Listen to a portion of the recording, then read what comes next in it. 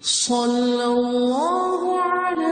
محمد صلی اللہ علیہ وسلم۔ اعوذ باللہ السمیع العلیم من الشیطان الرجیم، بسم اللہ الرحمن الرحیم، والصلاة والسلام علی رسولہ الکریم۔ بخاری شریف کتاب صفت الصلاۃ، اور اس کے اندر جو باب ہم پڑھ رہے تھے پچھلی دفعہ سے ہم نے شروع کیا تھا وہ تھا وجوب القراءۃ للامام والماموم، کہ امام اور مقتدی دونوں کے لیے حضر اور سفر، جہری اور سری تمام نمازوں میں قرات کے فرض ہونے کا بیان۔ ایک حدیث ہم نے پڑھی تھی پچھلی دفعہ اس ضمن میں، جو حضرت سعد بن ابی وقاص والی حدیث تھی۔ آج اگلی حدیث ہم پڑھتے ہیں، حدیث ہے 723،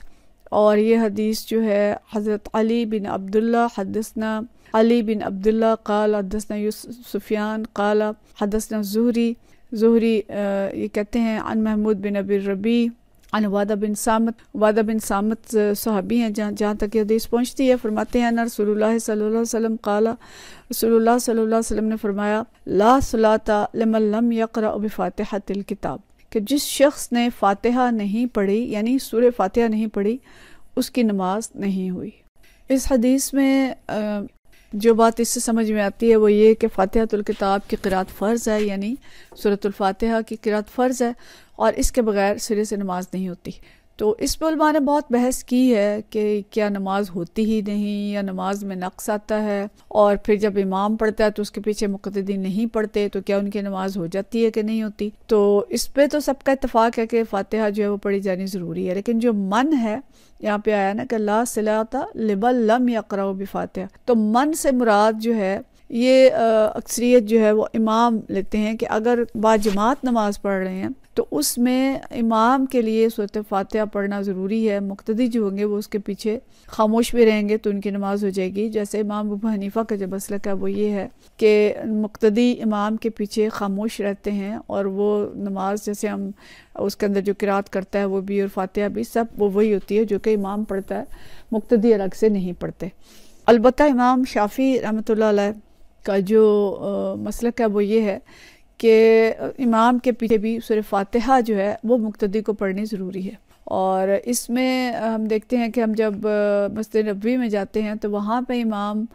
فاتحہ پڑھنے کے بعد تھوڑی دیر کے لیے ان کا وقفہ ہوتا ہے، توقف کرتے ہیں کوئی 1-2 منٹ کا، اور وہ اس لیے ہوتا ہے کہ جو لوگ شافعی مسلک کے ہیں وہ اس وقت سورہ فاتحہ پڑھ لیں۔ باقی جو ائمہ اربعہ ہیں اور جمہور علم کے نزدیک امام کے پیچھے سورہ فاتحہ نہ پڑھنے کی صورت میں نماز ہو جائے گی نہیں۔ جو کچھ امام نے پڑھ لیا ہے وہ مقتدیوں کے لیے کافی ہے، کیونکہ ظاہر امام جو قرات کرتا ہے وہ تو ہم نہیں پڑھتے، اور سب لوگوں کو وہ آتی بھی نہیں ہوتی جتنی صورتیں میں پڑھتا ہے، تو صورت میں تو ان کی نماز ہو جاتی ہے۔ تو اس کے بارے میں بھی یہی ہے کہ فاتحہ بھی جو امام کی ہوگی وہ مقتدیوں کے لیے بھی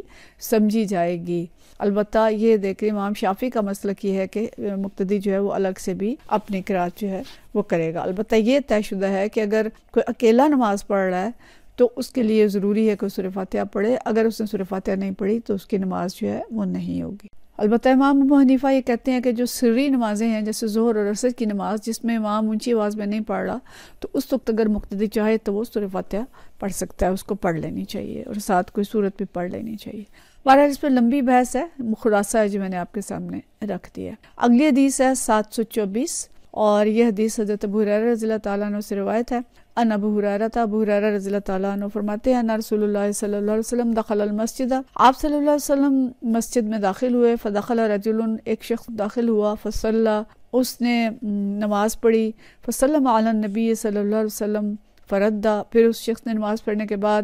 نبی کریم صلی اللہ علیہ وسلم کو سلام کیا، آپ صلی اللہ علیہ وسلم نے اس کے سلام کا جواب دیا، وقال، اور پھر فرمایا ارجع فصلی، واپس جاؤ اور نماز پڑھو، فإنک لم تصلی، آپ نے نماز نہیں پڑھی، فرجع، وہ شخص واپس گیا، یصلی کما صلی، اس نے نماز پڑھی جیسے پہلے پڑھی تھی، ثم جاء، پھر آیا، فسلم علی النبی صلی اللہ علیہ وسلم، نبی کریم صلی اللہ علیہ وسلم کو سلام کیا، فقال، آپ نے پھر فرمایا ارجع فصلی فإنک لم تصلی، واپس جاؤ نماز پڑھو تم نے نماز نہیں پڑھی، ثلاثا، ایسا 3 دفعہ ہوا۔ فقال، پھر اس نے کہا والذی بعثک بالحق، اس اللہ کی قسم جس نے آپ کو حق کے ساتھ بھیجا ہے، ما احسن غیرہ، میں اس سے اچھی نماز نہیں پڑھ سکتا، فعلمنی، مجھے سکھائیے، مجھے بتائیے، فقال، آپ صلی اللہ علیہ وسلم نے فرمایا اذا قمت الی الصلاۃ فکبر، جب نماز کے لیے کھڑے ہو تو تکبیر کہو، ثم اقرأ ما تیسر من القرآن، پھر قرآن جتنا آسانی سے پڑھ سکتے ہو وہ پڑھو، ثم ارکع، پھر رکوع کرو، حتی تطمئن راکعا، یہاں تک کہ رکوع کے اندر بالکل اطمینان ہو جائے، یعنی اس وقت تک رکوع میں رہو جب تک کہ پوری طرح اطمینان ہو جائے، ثم ارفع، پھر کھڑے ہو جاؤ، حتی تعدل قائما، سیدھے ہو جاؤ جب تک کہ بالکل سیدھے کھڑے ہو جاؤ، عدل کے ساتھ، یعنی بالکل سیدھے کھڑے ہو جاؤ، ثم اسجد، پھر سجدہ کرو، حتی تطمئن ساجدا، یہاں تک کہ سجدے میں اطمینان ہو جائے، ثم ارفع، پھر اٹھو، حتی تطمئن جالسا، اور پھر اٹھ کے اس طرح بیٹھو کہ بیٹھنے میں بالکل سکون ہو جائے، یعنی سکون سے سیدھے ہو کے بیٹھیں، وافعل ذلک فی صلاتک کلھا، اور اسی طرح اپنی تمام نماز میں اسی طرح عمل کرتے رہو۔ تو یہ لائے ہیں کہ ہر رکعت میں قرآن پڑھنا ضروری ہے، تو اس کا ایک حصہ ہے یہاں پہ کہ ثم اقرأ ما تیسر من القرآن، کہ جتنا قرآن مجید کا حصہ آسانی سے پڑھ سکتے ہو وہ پڑھ لو،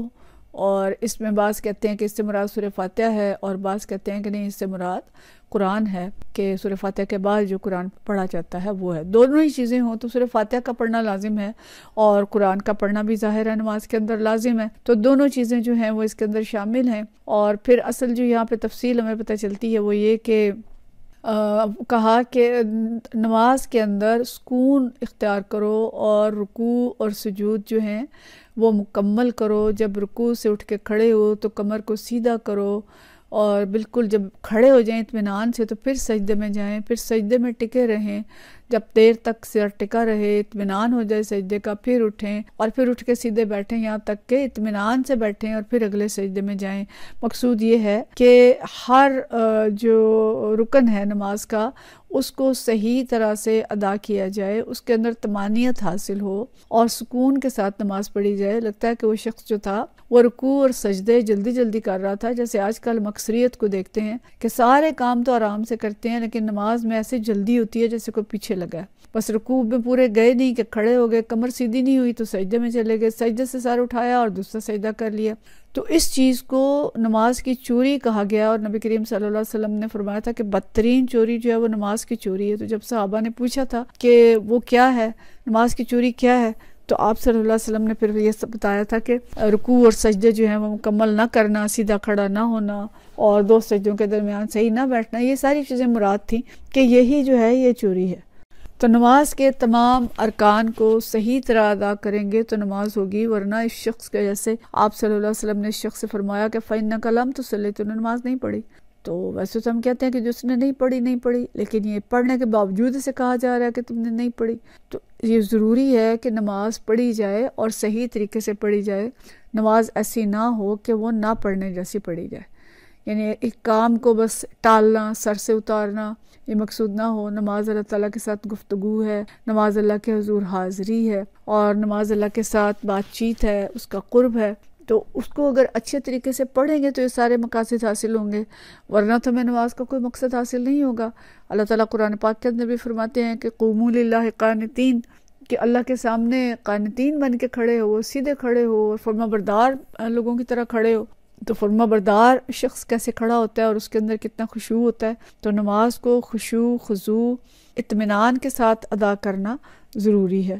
تو نماز میں رکوع اور سجود میں طمانینت جو ہے یہ واجب ہے، ضروری ہے کہ رکوع اور سجود صحیح طرح سے کیے جائیں اور نماز کو کاٹا نہ جائے، کھایا نہ جائے، چوری نہ کی جائے، اور اطمینان تسلی کے ساتھ نماز پڑھی جائے۔ اچھا، اس حدیث سے ایک بات اور ہمیں پتہ چلتی ہے کہ اسلام کا جواب دینا واجب ہے۔ یہاں تک کہ نبی کریم صلی اللہ علیہ وسلم دیکھ رہے ہیں کہ وہ نماز اچھی نہیں پڑھ رہا، لیکن پہلے اس کے اسلام کا جواب دیتے ہیں اور اس کے بعد جو نصیحت کرنی ہے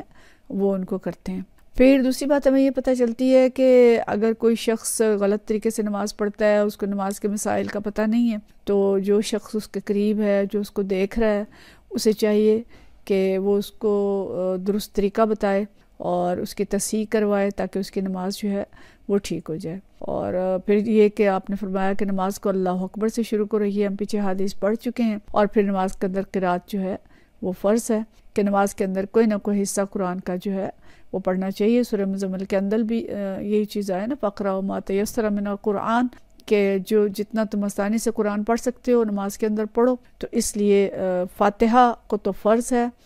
اور باقی بھی قرآن کی روح سے نماز کے اندر جو ہے وہ قرآن کی قرأت جو ہے وہ کرنی چاہیے. اور نماز میں ارکان کی تعدیل کا خیال رکھنا ضروری ہے کہ عدل ہو. عدل سے مراد یہ ہے کہ صحیح طرح رکوع اور صحیح طرح سجدہ اور صحیح طرح قیام. تو مطلب یہ کہ نبی کریم صلی اللہ علیہ وسلم نے جس طرح سے صحابی کو بتایا،